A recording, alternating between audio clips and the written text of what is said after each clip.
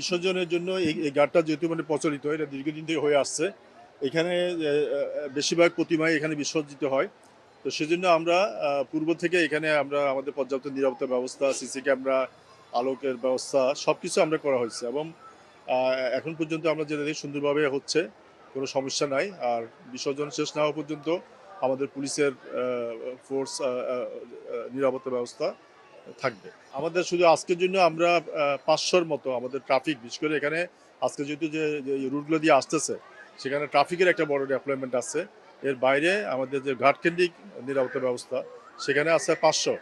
আমরা এর আগে আমরা ৯৫০ আমরা মণ্ডপ কেন্দ্রিক আমাদের ডেভেলপমেন্ট আছে, তারাও কিন্তু আজকে এখানে চলে আসতেছে মণ্ডপের প্রতিমার সাথে।